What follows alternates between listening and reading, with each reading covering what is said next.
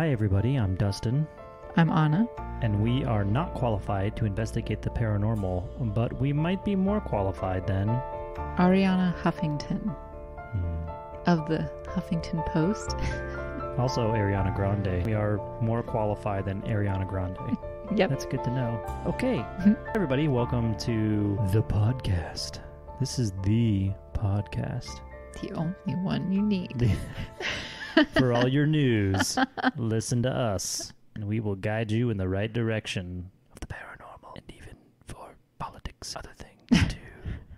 No, don't listen to us for politics. Don't even listen to us for the paranormal.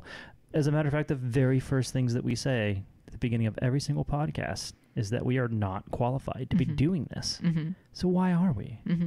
Well, because there are lots of other people out there who are talking about this and also are not qualified to be doing it. So yeah, here we are. And because we have other qualifications. We do have other qualifications. Many skills here. I can throw a bunch of pennies on the ground and tell you exactly how many there are within 5 seconds. You can? No. You've been holding out on me, these special skills?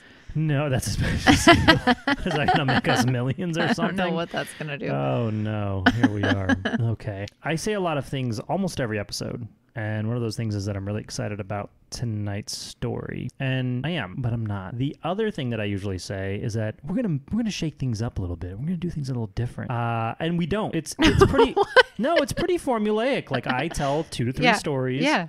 Maybe I'll go into a definition of what things are. Yeah. And then we talk about the paranormal possibilities and the scientific possibilities behind what's going on. Right? So I think that's what we're doing here now. Okay.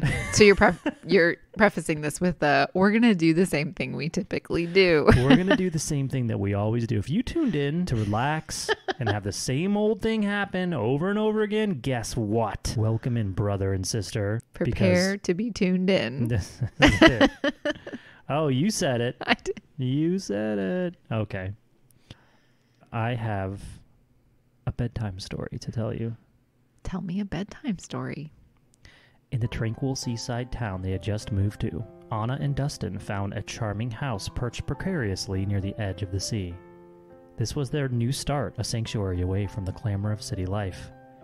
Their first day was filled with the standard confusion and exhaustion that comes with moving. Furniture was arranged, boxes were unpacked, and by nightfall, the couple was ready for their first night in their new home. As the tide whispered its ceaseless lullaby and the moon bathed the house in a soft glow, Dustin awoke from his sleep with a start. His eyes darted about the room. His breathing became shallow and rapid. He was unable to move. A familiar sense of dread washed over him. He was paralyzed. Whoa. Is this about us? Are we breaking the fifth wall?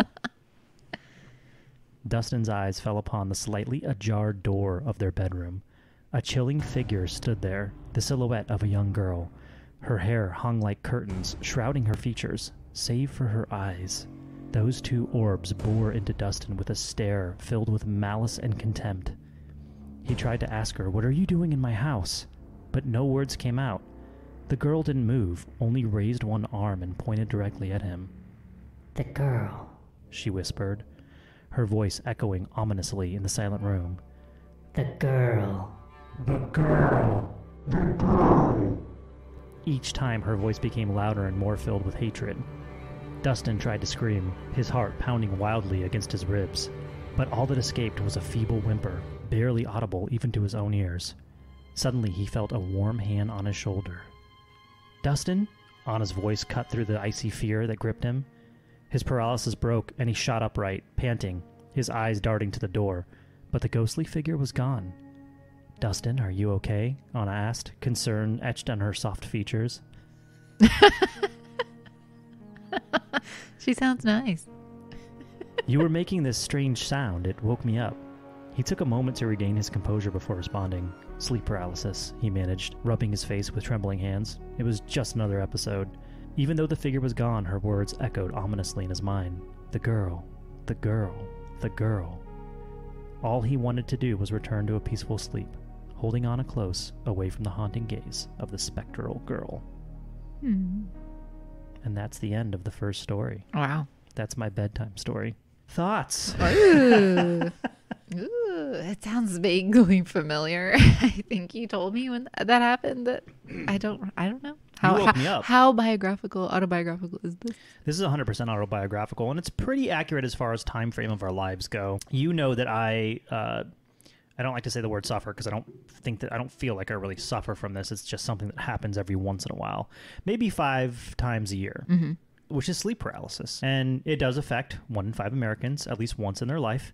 And some Americans have it, some people in the world have it more than other people. And I just am one of those people who have it more. And we'll get into that in a little bit. And I think you're going to have a lot to say about that as well.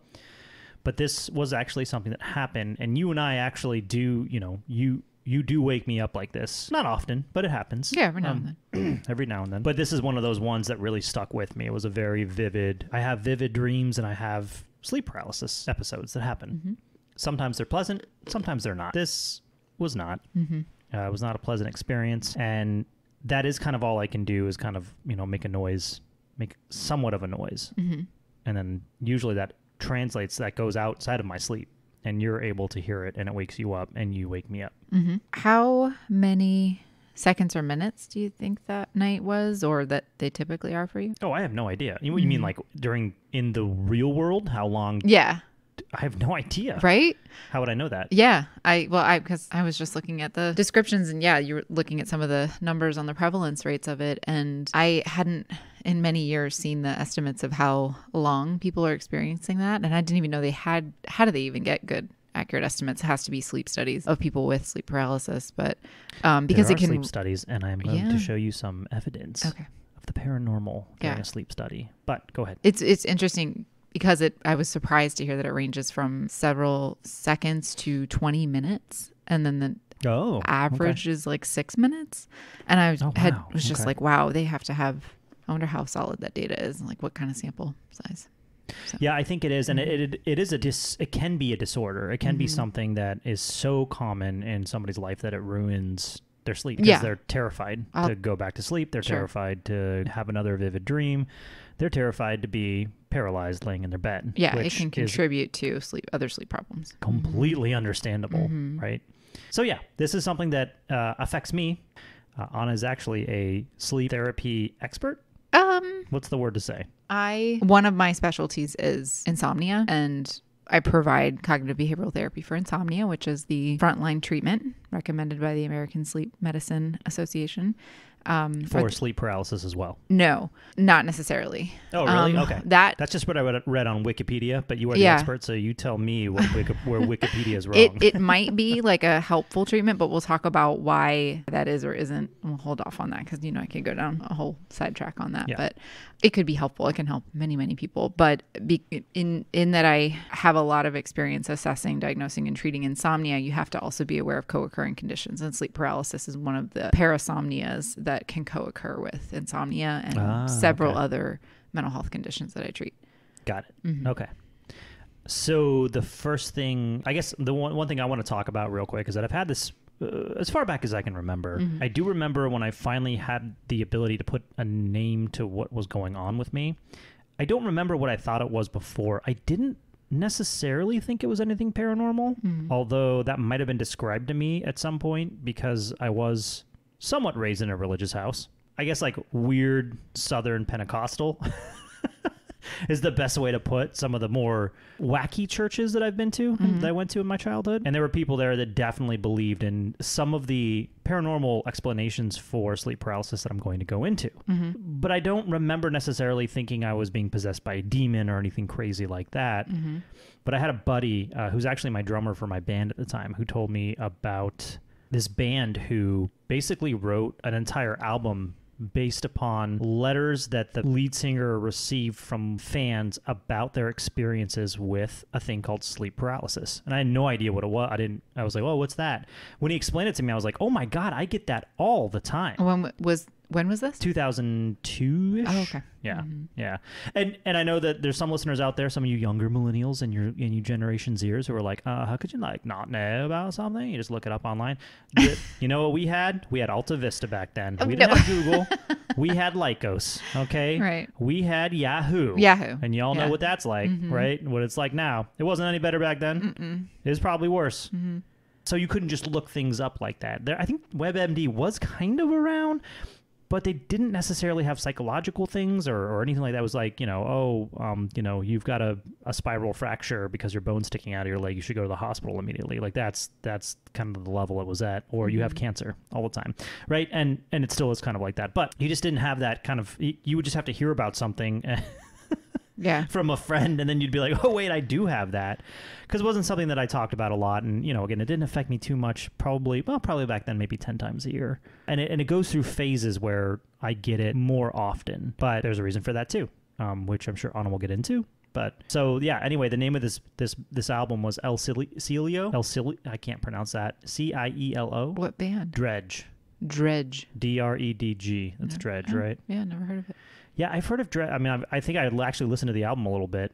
It wasn't my thing, but it was kind of eye-opening because I read the lyrics because he had the CD insert. So I read the lyrics, which again, for you younger millennials and you Generation Zeros out there, there used to be this insert that came within CDs and also albums and also tapes and also everything before that would actually have the lyrics on them for the most part of like the songs that were on the album. On paper. On paper. Ew, it's paper. It's paper. So retro. But anyway, so that's kind of how I finally put a name to the thing that I had. And once I heard that there was enough people out there writing to an alternative rock band and they made an album about it, I was like, I'm not alone in this. And any ideas that it may have been paranormal were gone at that point. Because I'm like, no, if enough people are suffering from this, it's probably some kind of psychological thing or some kind of thing that everybody gets. Yeah. Right? Like things we just don't talk about as a society. And sure enough, it is, 1 in 5. Again, 1 in 5 people around the world.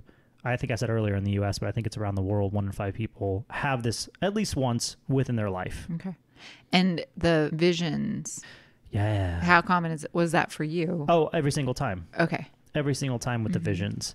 It's turned into this thing where now you can kind of tell. I'm old enough now where I've had this happen my entire life, so I can kind of tell the signs before the episode kicks off. As you're falling asleep? Yeah. And once that happens, it's a little more in my control what happens within the rest of the dream. Yeah. And when that happens, obviously I try to steer it in the direction of non-terrifying things, like dead ghost girls saying the girl and pointing at me. So you have almost like a lucid dream capacity. Yeah, no, I do. And I did some research. I did do some research on this as well throughout my 20s. And I learned some tricks on how you can actually continue the lucid dream. Because most of the time when you realize you're dreaming, you wake up, right?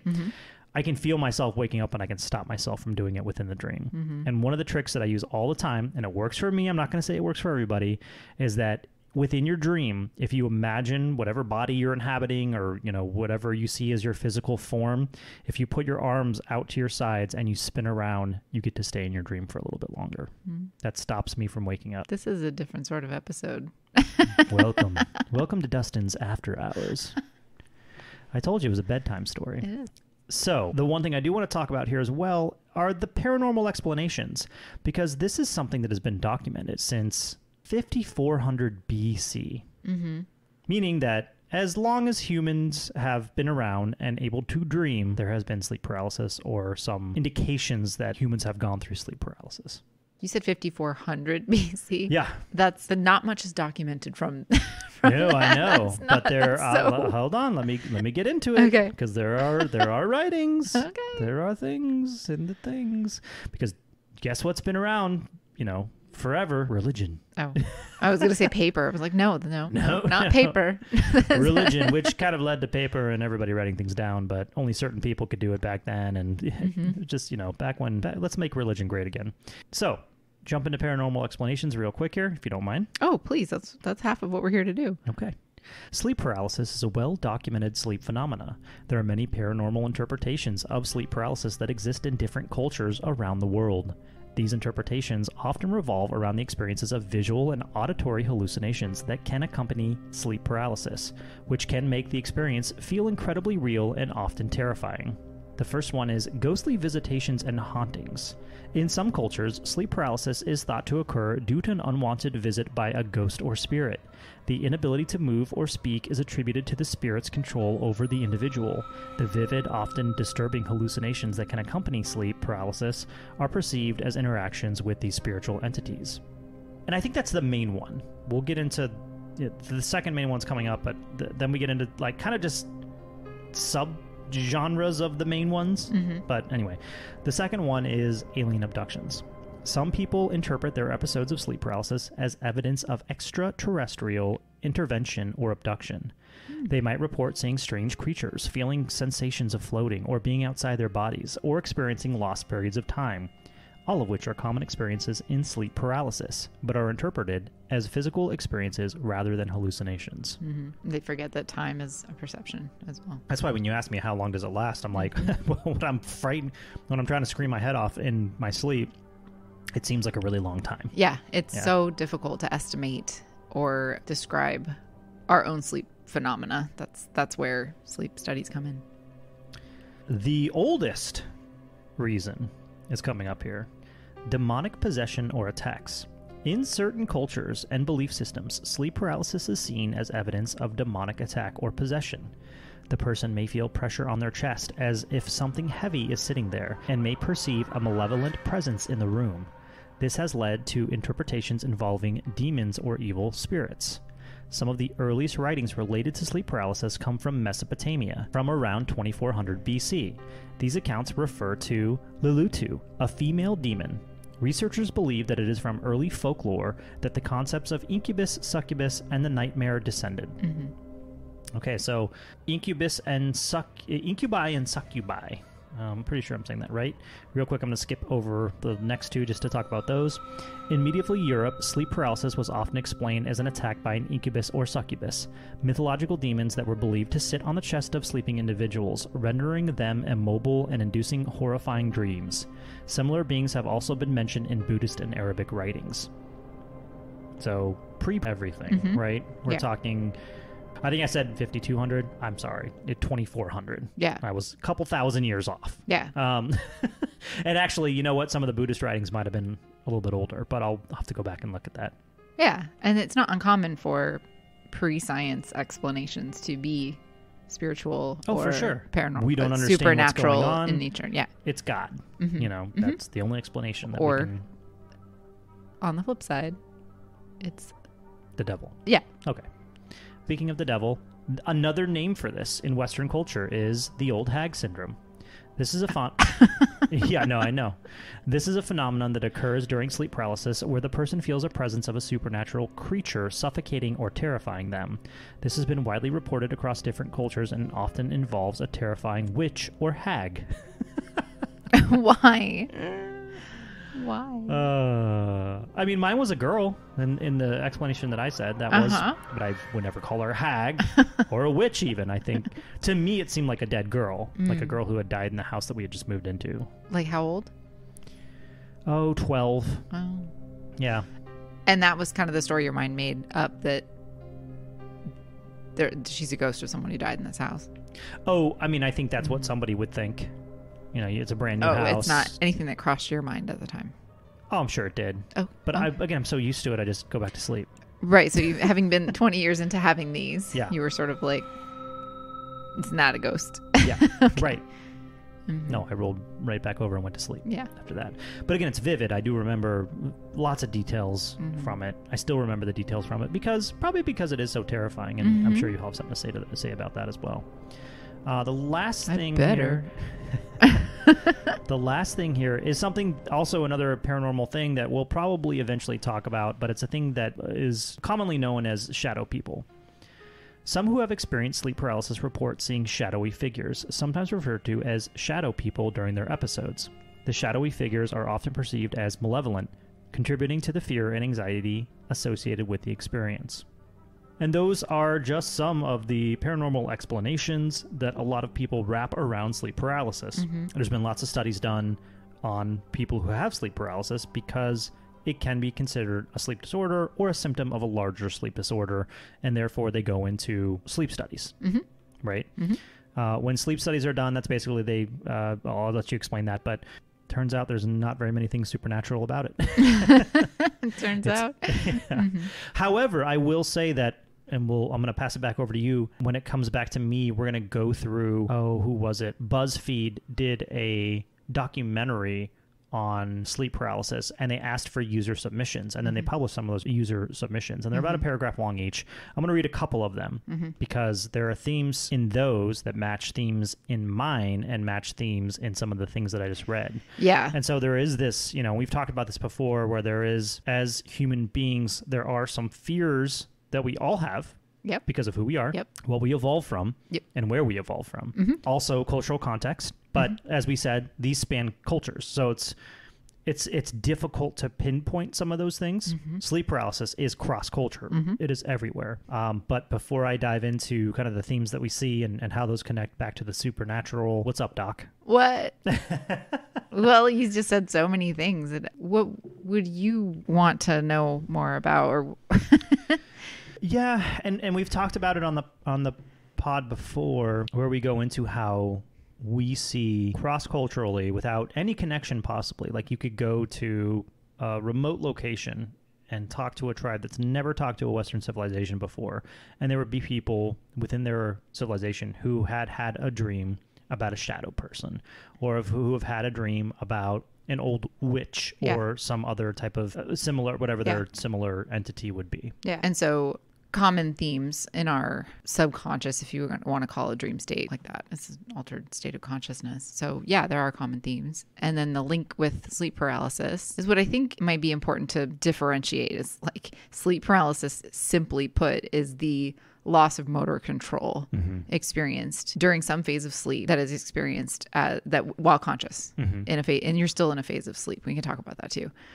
So then there are these associated auditory and visual experiences that happen. And you're talking about like a vision of a shadow person, or what would really then be called like an intruder. The theme is like an intruder hallucination. And when we say hallucination, because we are resting on the recognition that these are internal stimuli that you're perceiving, and they're not reality based. And they have themes though, and those themes do, as you say, cut across cultures of like the intruder, whether it's a shadow figure intruder or what we might call a ghost, and that's where the cultural piece comes in. What do you label that intruder? Right. That's the vision piece. Then there's the sensory perception of like leaving one's body. Oh yeah. Like falling or levitating. I guess that maybe then some people might say that's evidence of an alien abduction.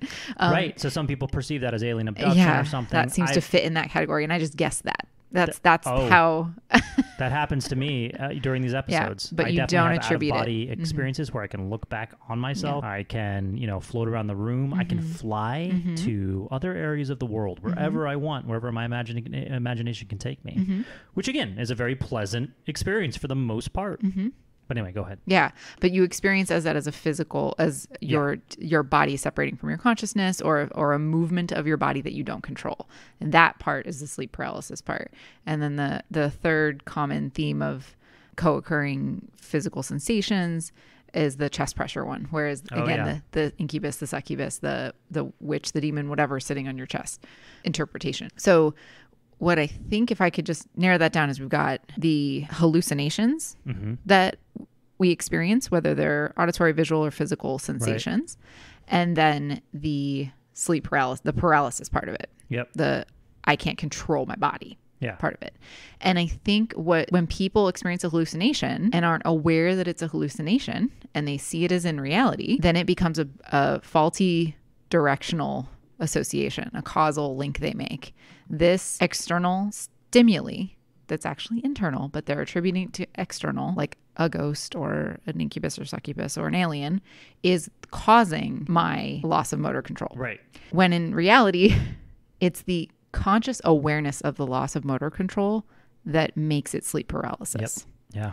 Every single person who experiences REM sleep experiences sleep paralysis nearly like every single night. Yeah. And most people don't know that. And when my students, my freshmen, I would be teaching about sleep and levels of consciousness. And before I even start the lecture, there's a hand up. I have sleep paralysis. And of course, I react to them with like absolute compassion and say, I want to hear about that. We'll talk more about what those experiences are like when you become aware of your sleep paralysis. Right. And then I say to does anyone in the room, who knows that everyone does actually experience sleep paralysis? Right. And we talk about why that is physiologically. And then the disorder part, or the parasomnia part, I want to say, I'm hesitant to even call it a disorder. No, me too. because it's not a. I mean, you're a doctor. But no, well, we don't have view a it myself as a disorder. I'm not like, oh, I have a disorder. I have sleep. I don't see it. And I was hesitant to call it like I suffer from sleep paralysis. I don't suffer from it. I really don't. I have these episodes that happen every once in a while. Anyway, sorry. Go ahead. When we use words like hallucination, that can be scary in and of itself. I'm tripping. You're tripping on sleep, man.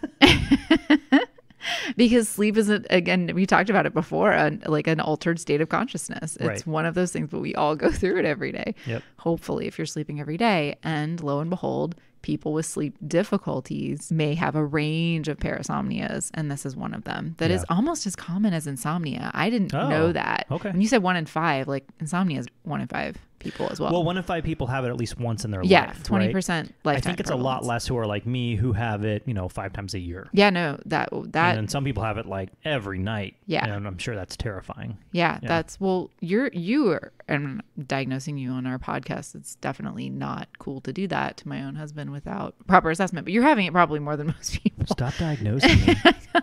How dare you? But the thing is, you have adjusted such that those quote hallucinations part of it, the peripheral symptoms that go along with it, don't cause you the distress that they cause other people. Well, when I saw that girl, and this was only like a year or 2 years ago, when I saw that girl, she was terrifying. I was really trying to scream because I couldn't move, because I was trying to get up to like go get up and try to do something like block her or whatever from entering the room, and I couldn't. So I was trying to like scream myself awake, right? Which is, so I can move something, and it's I think the reason why, obviously I can't move my jaw, right? Because like you said, we're all experiencing sleep paralysis, so we all like our nervous system shuts down because it doesn't want us flailing like in our sleep and doing all kinds of crazy not shit. like black and white though, not like complete loss of functioning. We move, and then I'm not able to scream because your body also regulates your respiration, so you can't pull in a deep breath, right? You can't, you just can't do that. So whatever's in your lungs from being able to, what your body regulates you is being able to breathe. Yeah. And that's like my cue with you now is if I'm making that sound, and you've had to wake me up probably 3 or 4 times. You've noticed it's woken you up, and you've woken me up during it. Yeah. This wasn't even the most recent thing that's happened. You woke me up more recently than this. Oh gosh. Man, you don't remember. And maybe you're like half asleep too. I am. So you just don't remember it. So maybe this whole thing is a hallucination. I don't have this at all, and we're just all bullshitting here. Well, that's what's so important about knowing when you need support, from your partner or from a health provider. Should I explain what I meant by everybody has sleep paralysis? Yeah, you should definitely go into that, because I know what you meant, but you need to talk about there's a different part of this where I'm aware when I am, because of course our central nervous system shuts certain things down, so we're not flailing in our sleep and hitting our partners in the face accidentally, of course. Well, but then there's this part where aware of it and conscious, and some people who suffer from this actually are like eyes open, and they are awake, but their body is still in that sleep area, so they're not just dreaming, but their eyes are awake, are open, and they're seeing the room that they're in. Layered on top of that is their dream state. Layered on top of that is their awareness of their paralysis. And I think I've gone through that before, but there's no way to tell because I've never done a sleep study, and I don't wake you up until I'm screaming. So everybody's going to message you like, you should do a sleep study. Listen, like, really? No, maybe I should. I don't know. There's a lot of other things going on in my life, and maybe the sleep study is in order. But anyway, for this, I've come to peace with it, and I'm at a good spot with it. I really am. Like, it doesn't bother. I know you're like, how can that not bother you? You dreamed of this little girl like pointing at you, and she was clearly dead. Like, in my mind, she was clearly dead, like a ghost or something like that. But also, it was a fucking dream. And nightmares are something we've talked about a lot too. Yeah. For a really long time in my life, I had a nightmare every single night. And I've talked to you about that before. But again, I've come to a good place where as weird as this sounds, like, it's just a nightmare. You just wake up from it. You're like, oh, that was freaky. And then you go back to bed and you have a good night's sleep. Yeah. And so sometimes, most of the time. You just touched on so many different things that I know. That sorry. But you explain sleep paralysis. That's where we left off. The most basic word for it that is like a non-clinical word for it, it's atonia. It's just a loss of muscle control that is adaptive when we're in REM sleep so that we don't act out our dreams. That's theoretically why we experience atonia while we're sleeping. So we don't accidentally kick, our, run, jump off the bed into our partner, spit. bite, whatever weird things you might do in your dreams. Yep. Maybe that's, again, as I think I mentioned in a previous episode, but we don't know. We know a lot about the topography of sleep because of sleep clinics, sleep labs, sleep studies, sleep science has advanced a lot. We know a lot about what sleep looks like, and we have different theories about the function of the different stages of sleep and the things our body and our brain do while we sleep. Right. So that, I think, is the... And which demons are responsible for what disorders we have. They're all named in the... No. So REM sleep, and I don't even want to take for granted that everyone knows what that is, but it's rapid eye movement sleep. It's the fourth stage of sleep, if you want to call it that. And it's where our dreams happen. Typically, we can dream in stage 1 or stage 2 sleep, like our lighter stages of sleep or even deep sleep. But stage 3 deep sleep and stage 4 REM sleep are both types of deep sleep. Yeah. They just look really different in the brain. And so part of the difference in the brain of REM sleep is that the brain wave activity looks actually a lot like being awake. And that's different from the first 3 phases of sleep. That, like, it's the most similar to an awake brain. And that might be why the atonia that we're experiencing in REM sleep for most people will stop when we wake up, because for most of us, we gradually go back into deep sleep and light phases of sleep, and we wake up gradually. When people wake abruptly, like from a nightmare, or who have another parasomnia that disrupts the order or the levels or the stages of sleep, they might become pretty fully consciousness that like eyes open or some level of consciousness, but their body, their peripheral nervous system hasn't gotten the message yet. Right. And that's a very oversimplified. Again, I treat insomnia, but I am not, like, this isn't my doctoral area, and I'm not a neuropsychologist or a neurosleep specialist. So like I'm doing this at like what I do with my clients, because what I love to do as a clinician is to help people understand things on a basic enough level. Yeah. Well, this is a podcast. So, Okay. So I always just feel like I have to say I'm not like the expert. I have some expertise. She's an expert. Just don't. No. Don't just shut up. You shut up. You shut your mouth. So that's where what we call sleep paralysis is when that atonia or sleep paralysis that we all normatively have is disrupted. It's considered a REM behavior disorder, I think. Well, it's akin to a REM behavior disorder, like sleepwalking, which is another example of you're supposed to be having atonia, but you're not. Yeah. So it's kind of the flip side of it. Yeah.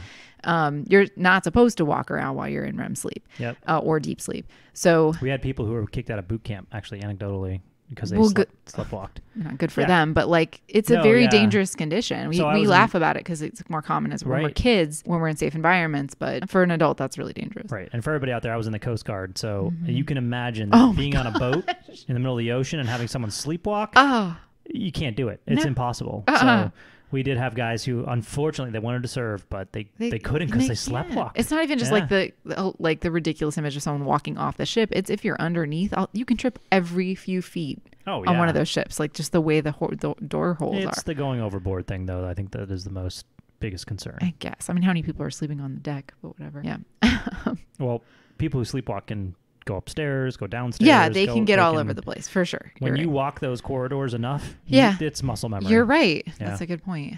I think I was just going to explain what I meant by everyone has sleep paralysis. And you were. But when it becomes dysregulated, and it's then a REM behavior disorder, whether it's like excessive sleep paralysis and like mismatched, as in what we're talking about, whether it's sleepwalking, and also, as you mentioned, the fully awake while also having, so because it's more common. I think I've done that a few times. So that's going to be more indicative of a pretty severe REM behavior disorder or a pretty severe sleep disorder like narcolepsy. Oh, yeah. Okay. So because with narcolepsy, like you're awake and then you're asleep, or I mean, not like I'm snapping my fingers like I'm, sleep. Right. I'm not hypnotizing anyone, but it can feel like that your levels of consciousness can alter very rapidly. But again, just like insomnia, most cases of narcolepsy are not that severe. They're much more like in and out of difficulty sleeping or in and out, like I have to nap all day or pulled to nap more than you want to be. So sleep paralysis co-occurs with narcolepsy, co-occurs with insomnia to some extent, not a ton, more commonly with like post-traumatic stress disorder and other anxiety disorders.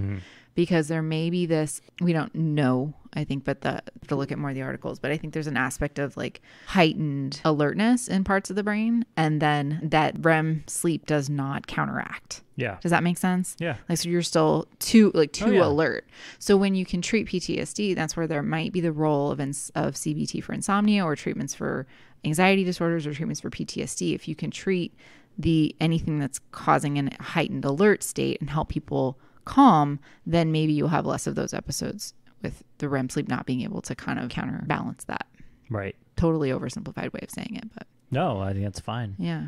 And I get it. And yeah, it's, when I looked up kind of the causes for it when I was younger, and I was finally had a name for it, lack of sleep is one of, like, you're overtired. And that definitely triggers it for me. If it's been like a long, it happens. And just to go a little bit more into myself, when it does happen and there are cues that I know it's about to happen, one of those cues is that there's this static sound.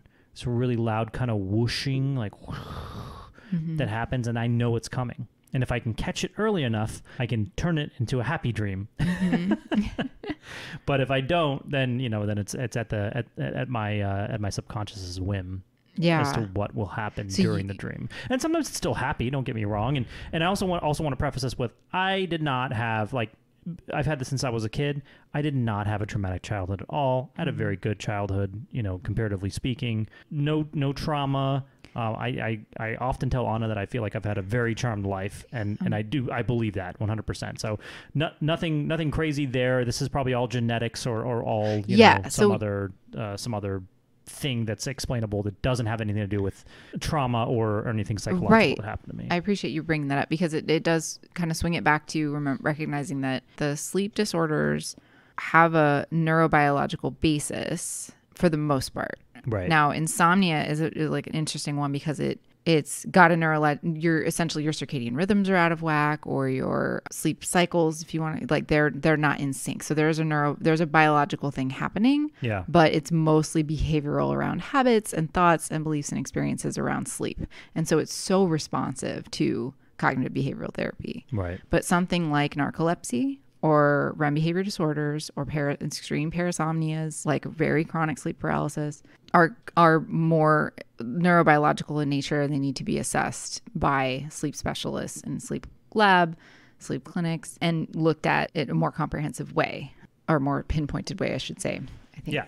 And you brought up, there was another piece there. Again, I'm always so many pieces I don't want to forget. The whooshing sound? The whooshing sound. Oh, yeah. That's what I wanted to say. And also a feeling of weightlessness. Like I feel like I am flying or falling. Yeah. That's another thing that happens. But go ahead. Okay. Two things with that. One is another piece. Parasomnias, like sleep paralysis, sleep paralysis especially, is pretty more common with people who experience their dreams in a more lucid way, or more common nightmares. And that doesn't, it's actually the ability to remember them, or to experience them in more light stages of sleep. So as I mentioned, you can have dreams in light stages of sleep. What we call lucid dreaming is the ability to alter your dreams, or feel like a more, you're dreaming while in a lighter stage of sleep. So you're more semi-conscious in that way. And that might be why you can interact with that dream to some extent. Yeah. That, again, might be just a genetic thing. There are just people who might have more lucid dreaming, or more light stage sleep dreaming. It's the way their brain is wired. I heard it's something you can practice and get better. Lucid dreaming is something you can practice and get better at.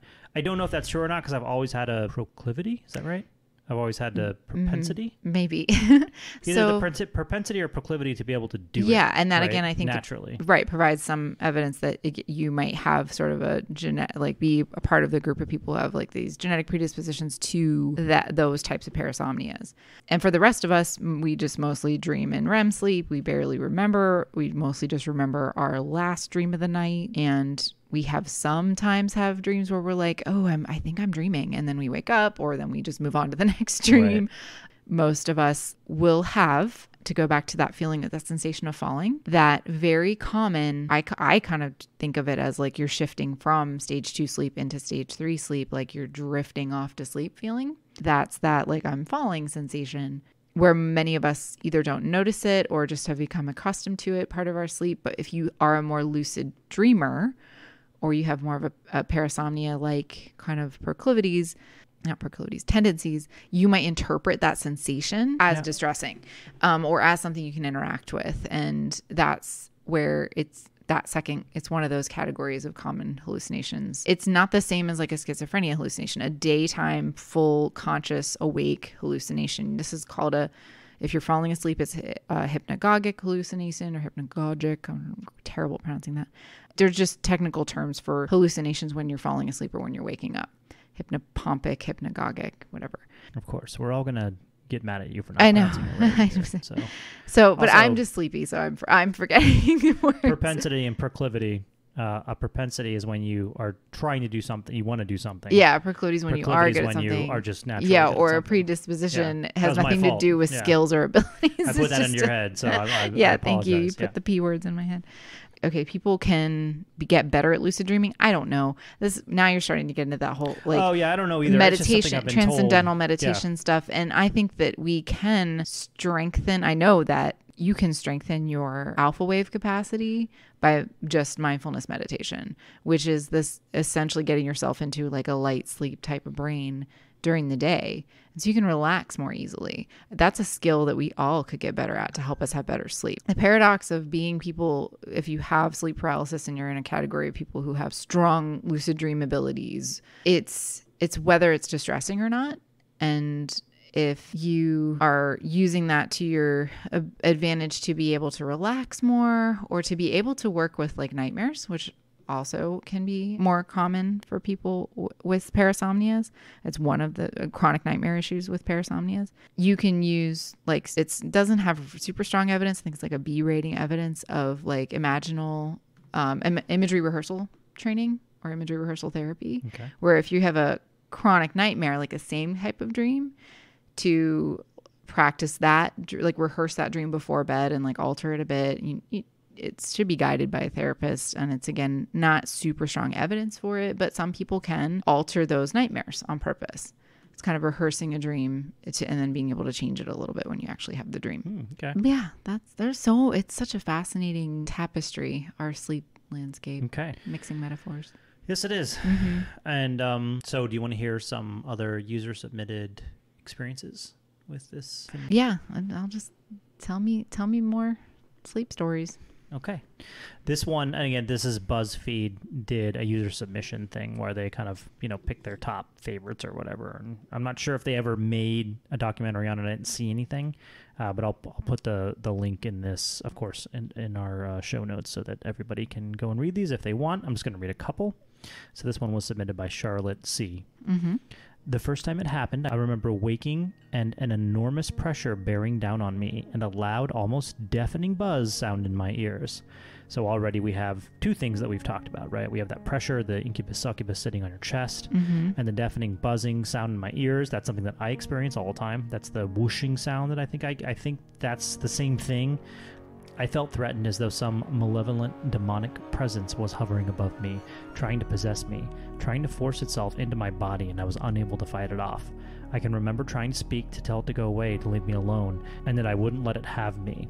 Eventually the sound in my ears faded away and the pressure eased and I was able to move again. At the time, I didn't really know about sleep paralysis. It wasn't until I stumbled upon an article about it that I realized what I was suffering from. Although I now know that I'm not actually being attacked by some demonic force, it's still absolutely terrifying when you're stuck in the moment and unable to do anything except for wait for it to end. Mm-hmm. Totally get it. Mm-hmm. Right? Mm-hmm. And again, we hear those themes. We hear demonic, pressure on the chest, buzzing sound. This one is from Matthew. I see manifestations of horror in my bedroom at least once a week, from random people chilling in on a chair at the bottom of my bed to creepy old ladies to swarms of flying ants or bats. The worst thing I saw was someone hanging right above my head. I couldn't move. I wanted to cry. I couldn't sleep in my room for a few days after that. The likelihood of it happening increases whether there's someone in my bed. This is Mega Ox. Mega Ox, AWKS. This is mega awkward. Oh, okay, thanks. Yeah. I was like, that's not an abbreviation. Recently, some Tinder dude told me in the morning that I was like the fucking Exorcist last night, and he Blates wasn't... It's too hard to read. Blates wasn't talking about activities that happened when I was awake. FML. A person was terrified, like that there was something going on. And then they were the one terrifying their bed partner. This one's from Naomi. I started experiencing sleep paralysis during the exam period of my first year at university, a very stressful time for me. The first time it happened, I woke up with the feeling that I was being suffocated. My bed was literally swallowing me up. The more I panicked, the faster my pulse and breathing became. The quicker I was disappearing into the bed. I couldn't move a muscle, and my attempts to scream were silent. After I calmed myself down, I kind of drifted out of my paralysis state and woke up completely. The second time it happened, I awoke to see a very tall man standing by my door, holding something behind his back and moving toward me very slowly. Once again, I couldn't move and I couldn't make a sound. It is definitely the most terrifying experience. So maybe I downplayed it a bit. Because that's good.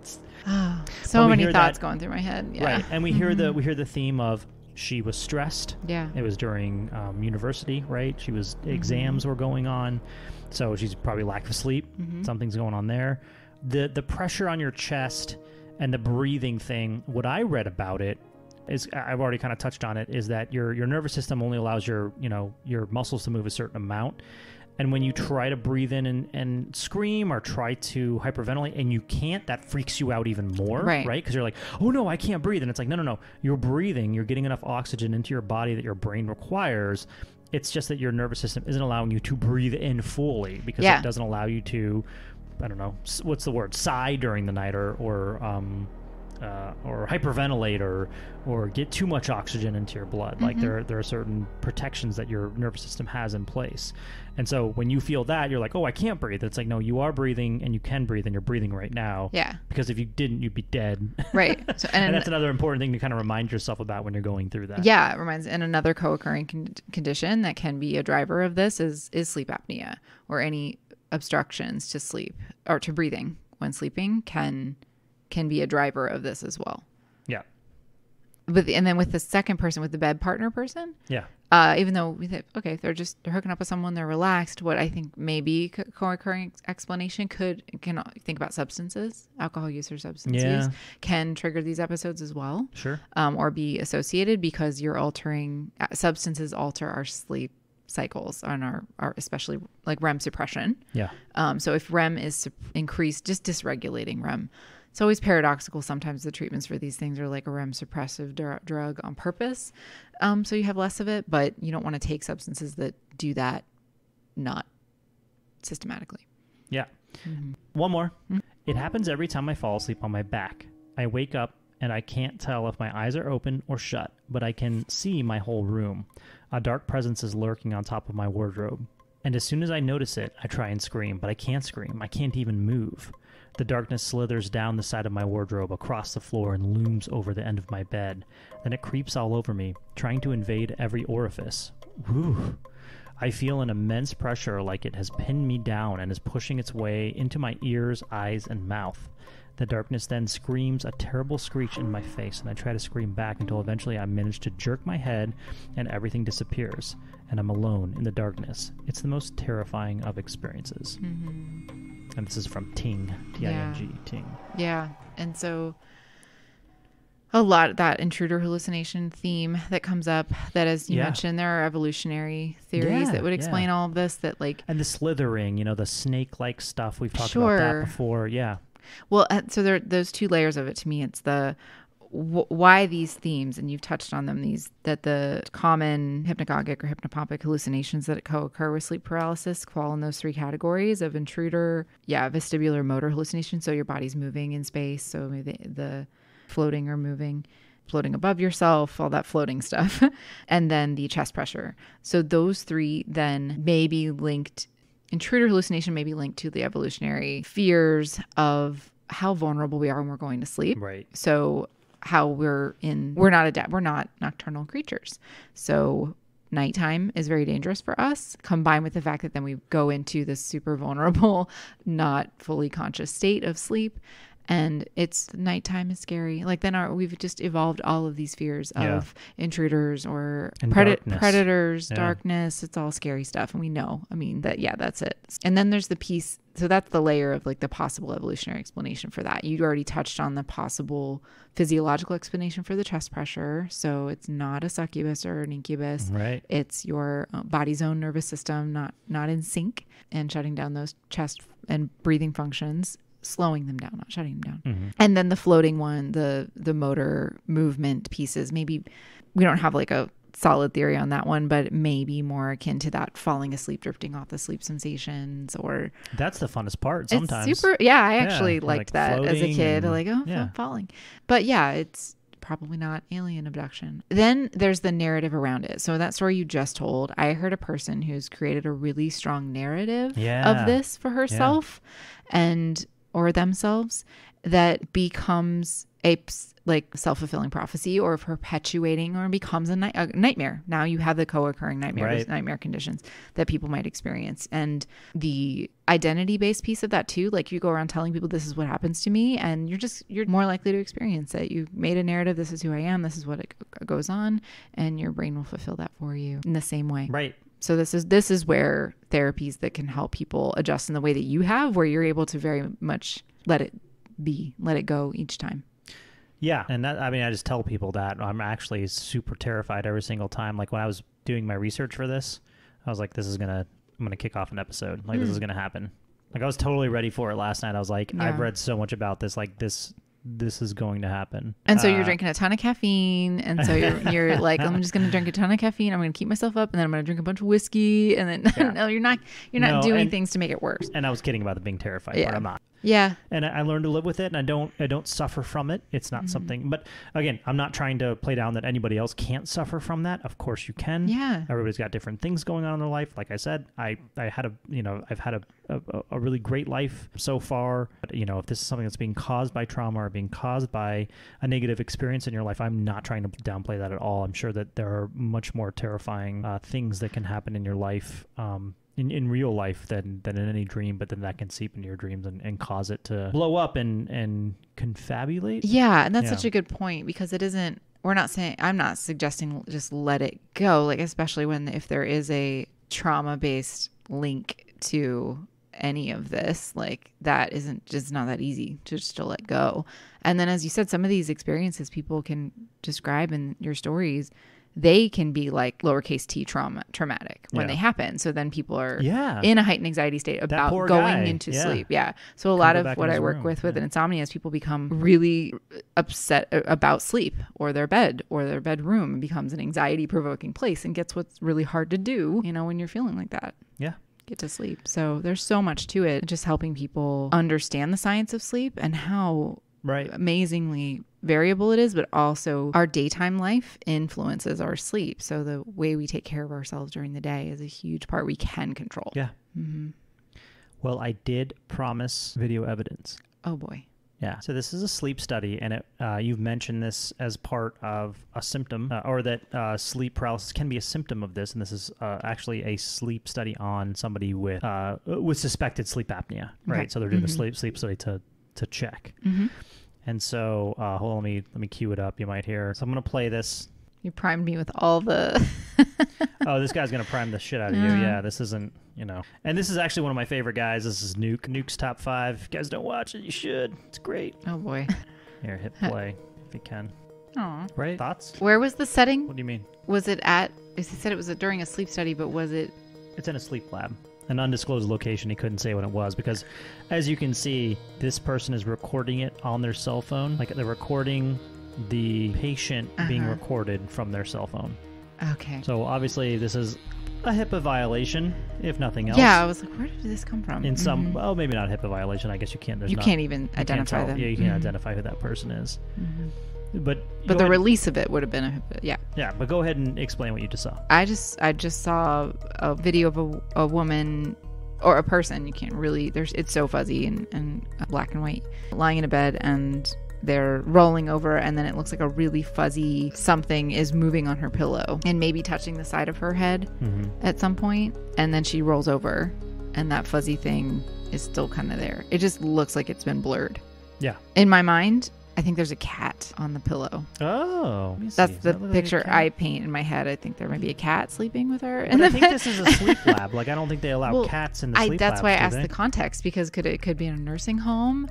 It could have been a community living center. Could it be an apartment? Obviously, it could be this person's home, where there's many places where there could be an animal, like a cat, on the bed. Yeah, I don't think it is. Okay. I think it's in a controlled environment, because you can see like the hospital light above it. Well, that's why I asked if it could have been like a nursing facility, though. Right, but that thing didn't move like a cat. This thing is like... how can you tell? It's just like a fuzzy... Because it like fades away. It like bounces and fades away. You're right. It does kind of look like a cat at first, and then it just is like gone. But it doesn't look like anything. I would think that from your tech perspective, couldn't that be completely altered to make it look like there was something on the bed? Oh, 100%. Yeah. No, like this could all be After Effects, or this could all be some kind of... And I guess what makes it more real, and maybe this is the trick, right, is that they actually have the brain waves and the breathing, the respiration. The monitor on the outside. The monitor, like showing you what's going on with this person. Mm-hmm.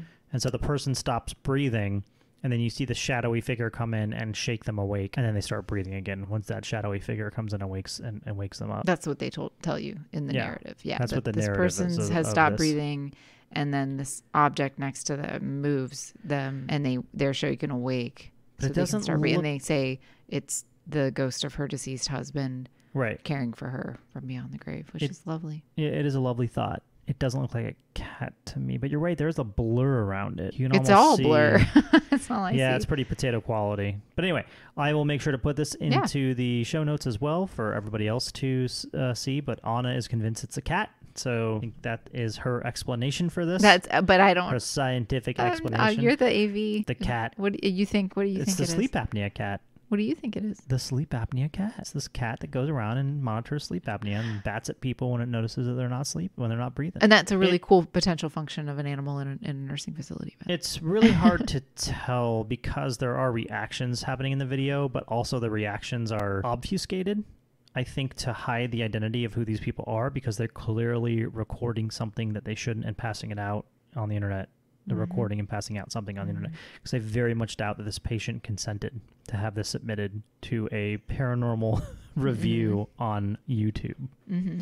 So always hard to tell when it comes from an unknown source whether it's legitimate or not. If it is legitimate, like Onna said, it's so grainy.